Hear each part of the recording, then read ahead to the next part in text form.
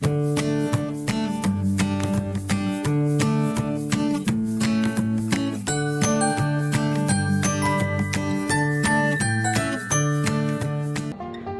kita bahas tentang referensi menggambar.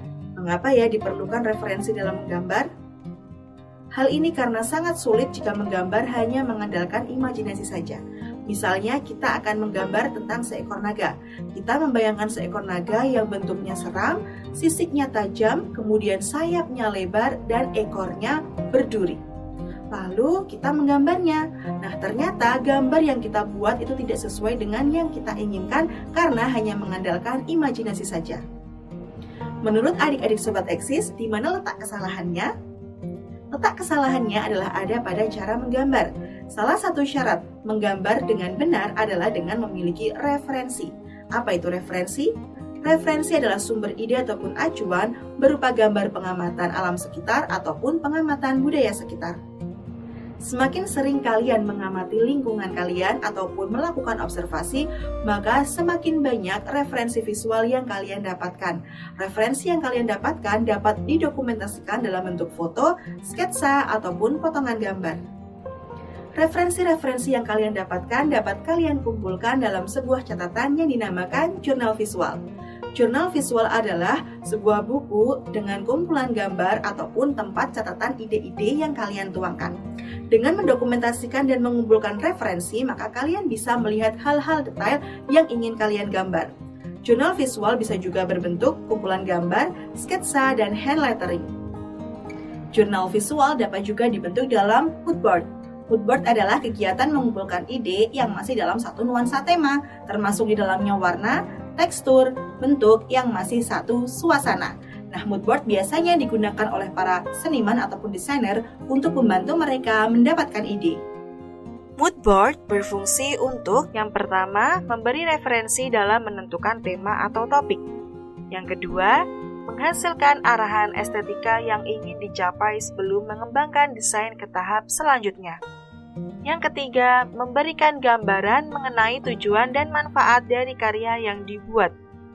Yang keempat, merumuskan berbagai macam ide yang semula bersifat abstrak menjadi sebuah desain karya yang konkret. Yang kelima, media pembelajaran. Dan yang keenam, media perencanaan terutama bidang industri seni. Selain itu, sebelum menggambar, kita juga harus menyiapkan dan memperhatikan tentang teknik dan bahan. Nah, berikut ini adalah teknik dan bahan yang harus diperhatikan dan disiapkan sebelum menggambar. Teknik menggambar. Yang pertama, teknik linier. Teknik linier adalah teknik atau cara menggambar objek gambar menggunakan garis sebagai unsur utama. Gambar yang menggunakan teknik linier menjadikan garis sebagai unsur yang paling menentukan garis lurus ataupun garis lengkung. Yang kedua, teknik blok. Teknik blok atau teknik siluet adalah cara menggambar yang menutupi model atau objek gambar dengan satu warna agar membentuk suatu siluet. Yang ketiga, teknik arsir. Teknik arsir adalah teknik yang dilakukan dengan cara menggunakan garis-garis yang menyilang atau sejajar agar gelap dan terang dari suatu objek gambar dapat ditentukan. Gelap dan terang yang dibentuk dengan teknik ini nantinya akan menghasilkan suatu dimensi. Yang keempat, teknik semprot atau airbrush. Teknik semprot atau airbrush merupakan teknik gambar dengan bantuan penggunaan alat semprot khusus menggambar. Teknik menggambar satu ini memerlukan keahlian dan ketelitian khusus dalam menggunakan alat semprotnya agar tidak berantakan. Yang kelima, teknik pointillist. Teknik ini dilakukan dengan membuat atau menggambar titik-titik. Pembuatan titik ini dapat dilakukan dengan pensil, pena, pastel, atau cat. Titik yang dibuat nantinya akan membentuk suatu objek gambar. Yang keenam, teknik akuarel. Teknik akuarel adalah teknik menggambar atau melukis yang menggunakan cat berbahan air sebagai warnanya. Teknik satu ini menggunakan sapuan warna yang tipis, sehingga hasilnya tampak transparan atau tembus pandang. Yang ketujuh, teknik cetak, seperti reklame, fotografi, dan grafis. Teknik cetak adalah teknik yang digunakan untuk membuat karya seni dua dimensi dengan pencetakan, baik teknik cetak manual maupun digital. Untuk menggunakan teknik cetak ini, kalian akan memerlukan mesin atau tinta cetak.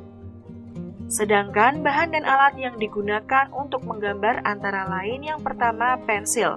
Pensil adalah alat utama yang dibutuhkan dalam menggambar. Pensil ini terdiri dari banyak jenis dan ketebalan masing-masing. Ada yang berukuran 2H sampai H atau tipe keras, HB atau tipe medium, dan B hingga 2B atau tipe lunak. Yang kedua yaitu penghapus. Penghapus adalah alat kedua yang dibutuhkan dalam menggambar. Jika terjadi kesalahan dalam menggambar, kita dapat menggunakan penghapus untuk menghilangkan sketsa atau goresan yang tidak dibutuhkan. Penghapus yang baik untuk menggambar adalah penghapus yang lunak dan lentur agar dalam membersihkan goresan-goresan pensil dapat mengurangi risiko merusak kertas. Yang ketiga, pensil warna. Penggunaan pensil warna dapat dilakukan dengan cara mengarsir atau memblok warna. Tekanan pada penggunaan pensil memengaruhi ketajaman warna. Yang keempat, krayon. Bahan krayon terdiri dari dua macam, yaitu bahan berbasis kapur dan minyak atau lilin. Krayon menjadi satu di antara pilihan untuk menggambar karena sifatnya yang padat dan tidak mudah menyerpih sehingga tidak mengotori tangan dan baju ketika kita menggambar. Yang kelima, kuas. Kuas merupakan alat yang digunakan untuk menyapukan tinta atau cat di atas kanvas. Jenis dan bentuk kuas beragam dari bentuk, ukuran, serta harga yang bervariasi. Pemilihan kuas tergantung berdasarkan goresan yang bagaimana yang akan kita inginkan. Yang keenam, kanvas. Kanvas merupakan bahan utama yang harus ada dalam melukis. Digunakan sebagai media yang dipakai untuk menyapukan tinta atau cat dalam berkarya seni lukis. Yang ketujuh, cat air. Cat air adalah bahan yang digunakan sebagai media pembentuk objek berupa warna yang dikuaskan pada media kanvas. Yang kedelapan, palet cat. Palet cat adalah alat yang digunakan sebagai tempat mengaduk dan mencampur cat atau pewarna. Yang kesembilan, pisau palet. Terbuat dari aluminium tipis. Fungsinya adalah untuk mencampur cat seperti layaknya kuas, juga untuk membuat efek-efek goresan pada media lukis. Bentuknya dan ukurannya tersedia berbagai jenis, ada yang runcing, lebar, dan bulat.